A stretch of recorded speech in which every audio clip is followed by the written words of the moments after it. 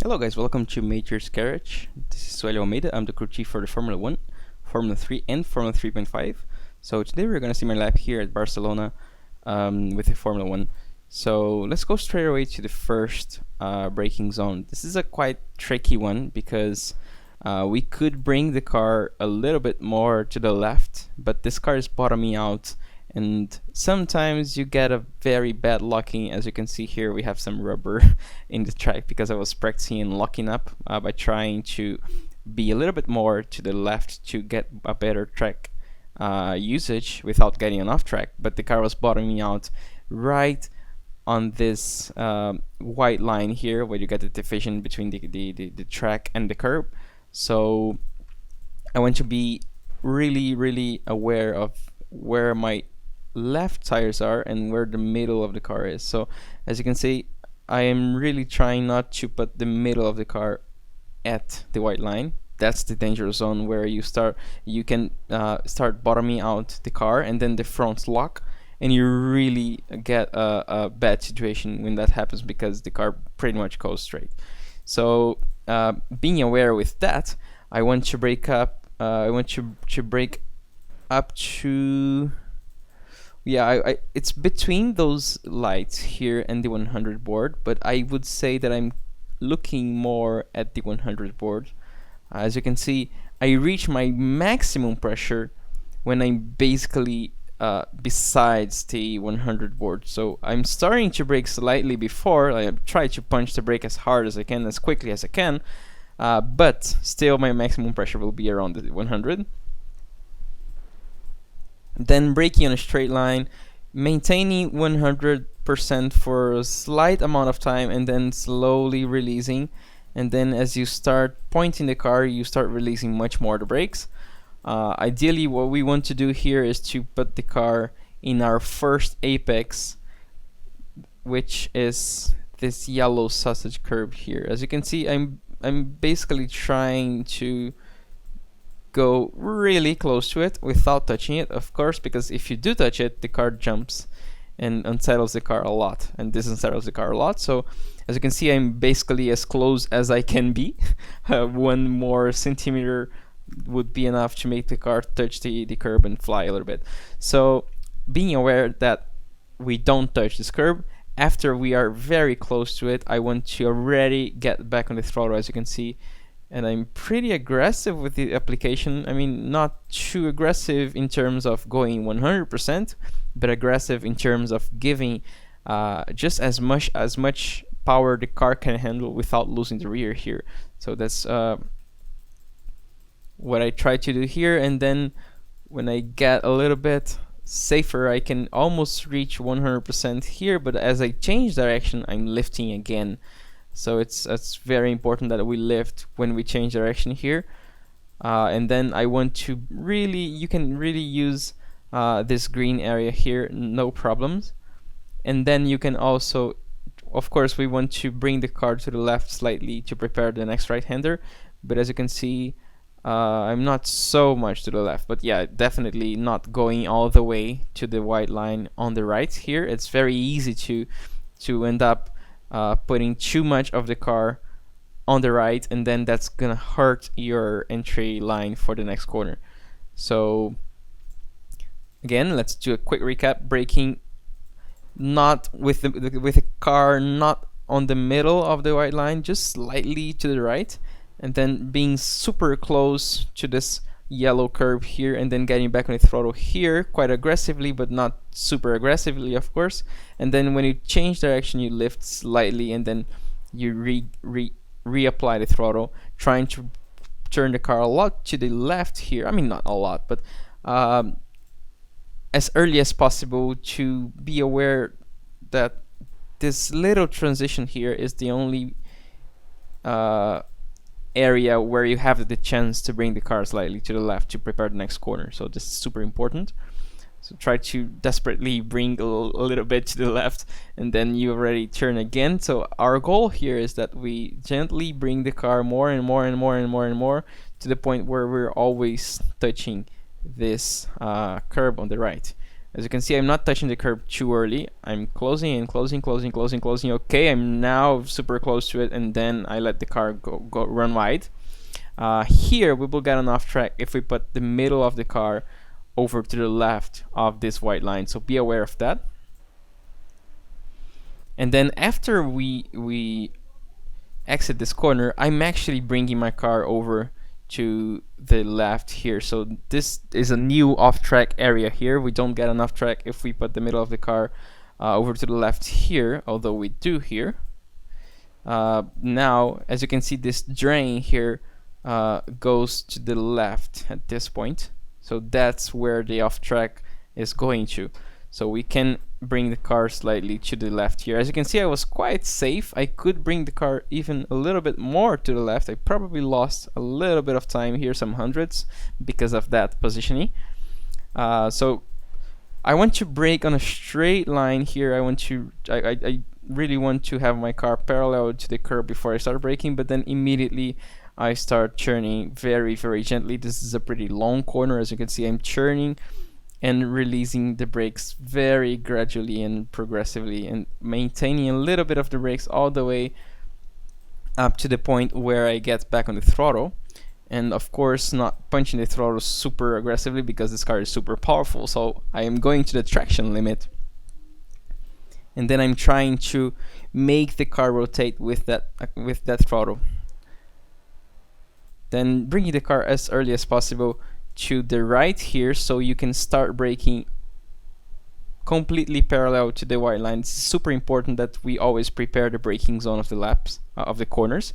As you can see, I'm basically almost straight. I'm still not super parallel. As you can see, I was actually drifting slightly to the right, but this was not a problem because I was actually using a little bit more of the track. But you don't want to be super pointed to the right as you brake, because that will make your corner much more difficult than it can be. And then braking here, we don't necessarily need to use this curb. In my case, in this lap, I did use it because I was braking slightly too early. As you can see, we don't really have a lot of reference here for the braking zone, so I'm kind of being aware of my position using those references here. So you can see we have some skid marks here, and you can kind of calculate which one you find easier to use as a visual cue. So use the marks on the track so you can start braking more consistently. In my case, it was a little bit too early, so I benefited from using more the inside curb, but the car actually oversteers a little bit too much under power when we are using that curb. So probably, well, we can actually use many different ways here, but I think probably just barely touching the curb on the exit is optimal for power application. On this exit, you can see that I'm really using all the track. You will not get enough track here, only if you touch the gravel, so be aware of that. And you can, even before you get back on the throttle, you should be aware, you should ask yourself, is my car going all the way to the right? Because if it is, without getting enough track, then that's the point where you can get back on the throttle in a way that the car goes naturally to the right on the outside here. Then again, it's quite tricky because there's a slight cane to the left before the actual corner, so it's very important that we try to be super parallel to this white line here before we start braking. My braking reference is just slightly before the beginning of the curb here, so you can see I'm already braking at this point, so that's 1 or 2 cars before the curb. Then we brake pretty hard, but then we have to immediately start releasing and turning because we don't have time to brake on a straight line. And then using a little bit of that curb here, you can maybe even use a little bit more than that. You'll get enough track probably if you put the middle of the car over to this tiny drain that we have here in between the curb and the green area. And then here the best exit will be when you basically miss this first sausage curve here.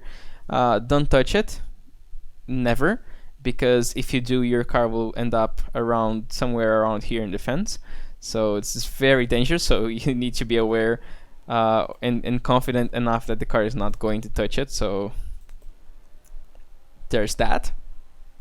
And then for the next right-hander, super important that we have a very, very, very late apex. So you can see my turning reference here is basically when the curb ends here. Sometimes it can be even a little bit dangerous if you touch the grass here. When you turn in, you can spin quite quickly. So be careful with the grass here, but you want to turn in as the grass starts. And then as you can see, we have the marker for the apex there. There is this yellow curb, and I'm actually still closing into the curb after we've passed it. So as you can see, I'm doing a quite late apex, and then I'm really being super aggressive with the throttle here to make the car rotate in order to avoid getting the off track here. So on the GP layout, we are able to use all this exit here without touching the gravel and not get an off track. This is not the case to the historic layout. We will get an off track if we just put the middle of the car over to the left of the curb here. But yeah, here for the GP layout, we definitely can use this. So be aware that you can really push the car quite early here and use the rotation from the throttle to make the car do a good exit. Now going for the hairpin, my brake reference, this is quite tricky because it is the 100, but it's not at the 100. We're braking sometime before the 100. The 150 is a little bit too early, so I didn't find a benefit from using it as a reference. What you can do is something between the 150 and the 100, but it's much closer to the 100, so I'm basically only using the 100 as a reference. As you can see, it's like probably 5 cars before the 100, and then I am braking 100% and maintaining it for some time. Then I start downshifting, and as my speed decreases enough, I'm able to start releasing the brakes, because if I maintain it to 100 at that speed already, 166 for example here, I would be locking the tires. So as the speed decreases and I lose downforce, I have to release my brakes. And as you can see, I'm turning in quite late, so I'm braking in a straight line for pretty long there. Then using the first gear to rotate the car a lot here, I avoid getting this curb because it's a little bit high and makes the car jump a little bit, and that can hurt the throttle application. So just avoiding that curve a little bit, and then getting out of the corner on second gear, so I don't get that too aggressive torque from the first gear. And then bringing my car to this area here, being aware that this can be snappy. So as you can see, I'm actually lifting when I get to this area, just touching the curb. Be careful not to be too much on the inside here, because that makes the car upset. And then I'm gonna treat this one as a double apex. So as you can see, I'm trying to bring it slightly to the left, but as you can see, I'm already touching the curb as I'm braking, and then my car will drift outside like that, and then I'm trying to bring it back to the inside, and then I get back on the throttle, and it will be super close to the curb. This is my second apex right now, and then I'm already on the traction limit there with the throttle controlling it to give as much rotation and forward motion as possible.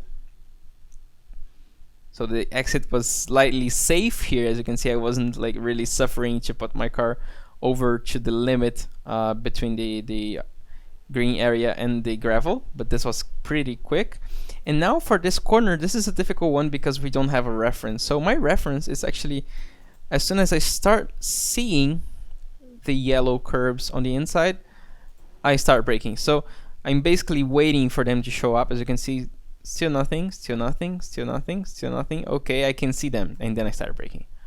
So I'm really using that appearance of the curb as a reference for my braking zone. Not braking too hard, as you can see, especially because we are over the curb here. We're over 2 different surfaces, so I'm not braking super hard. And also because we're not too fast, so we don't have enough downforce to brake 100% here. So I'm really trying to turn my car quite aggressively here. I want to be super close to this yellow curb, as you can see, super close. And then I want to get back on the throttle also quite aggressively to make the throttle rotate the car here. I want the throttle to make the car turn to the right a lot, because this car has enough downforce so that we really bring the car a lot to the right here. As you can see, I'm basically almost using the curb, and then I'm already braking and bringing the car to this last chicane, which is very tricky. So about this last chicane, what we want is to really bring the car as much as possible to the left here on this first apex, so that we can carry a lot of speed on the change of direction. So you can see I'm really desperately trying to bring the car a little bit to the left, but I'm still in the middle of the track, and then I'm changing direction quite aggressively and being super close to this yellow curb again here, and then already trying to push the car super as early as I can to push my car forward to make it really benefit from this exit, because whatever speed we start carrying from here, from this exit, we're taking that to the straight line. So it's super important that we have a very good exit. So as you can see, all that depends on how well we turn in here, and for that we need to be super to the right here, and for that we need to actually bring the car well in a way that we are able to put the car here. So as you can see, this entire sector is super connected. It all starts here. We have to really put the car in the apex here and accelerate in a way that we are still able to bring it super to the right, so then we can bring it super to the left, and then we can have a super exit. So that's super important, and I think this is what really makes our last sector become super fast. So yeah, I hope this was super useful for you all, and see you next week. Bye bye.